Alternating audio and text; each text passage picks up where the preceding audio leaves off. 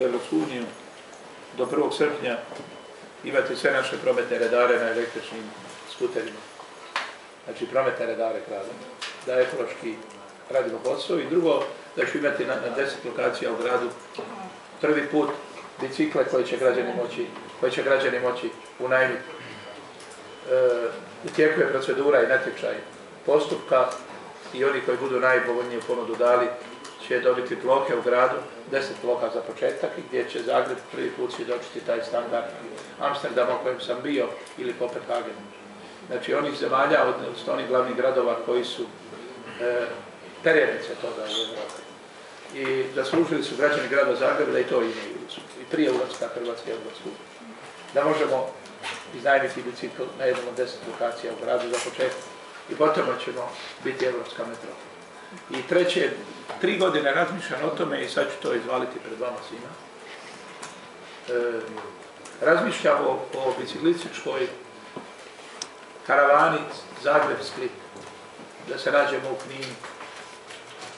Znači, s tim da bi prevodili to čelni ljudi grada, ja bi vozio bicikl. Jer ja mogu voziti bicikl 12 sati za redom, da ne stanem s bicikl. Prema tome, ako mogu trčati supermaraton, da mogu voziti bicikl. To je puno lakše. Kad vozite bicikl i kad trčite maraton, to je kao da sjedite i gledate televiziju. Kad rekreativno trčite, ne kao Eddie Merckx na štopericu, nego govori, to je gušt, to je užitak, kao i trčanje.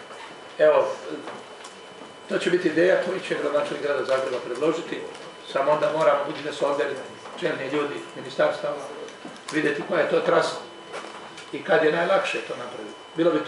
Bilo bi to ne samo ova rekreativna, edukacijska, biciklistička poruka zdravog života, nego bi to bila i politička poruka.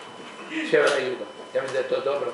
I bicikl bi spajao sjever i jug. Našli bi se svi u našem Kninu. Bilo bi to lijepo. Zamislite koja bi to karavana krenula iz Splita i Zagreba. To bi bilo predivno. Nadam se da ćemo imati podršku ne samo Darinke, nego svih koji to žele. A ona, da i ja nešto prvi izvalim od nje, ona ima uvijek neku ideju. Pa da se natječem. Ali mislim da bi to bilo jako dobro.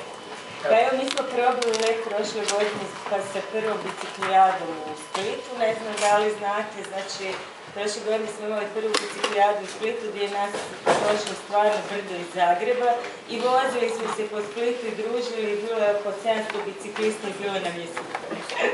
A mi bi onda iz Zagreba došli do Knina, to je 2/3 puta, jer računamo na Dalmatince da se njima previše ne da. Da se oni dođu do Knina, oni su malo komotniji.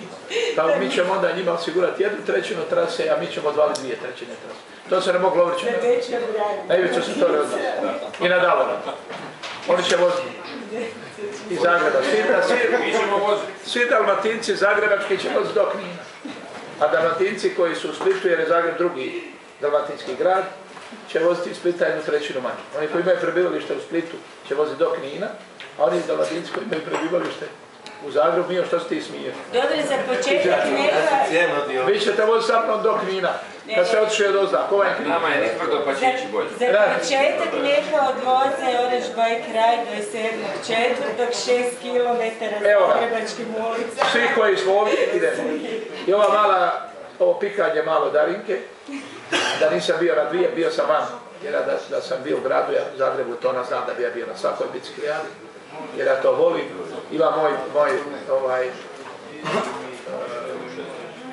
bicikl koji mi je u garaži, koji služi za ove naše špice i za ove prepuštovac, biciklijada, samobor i tako dalje.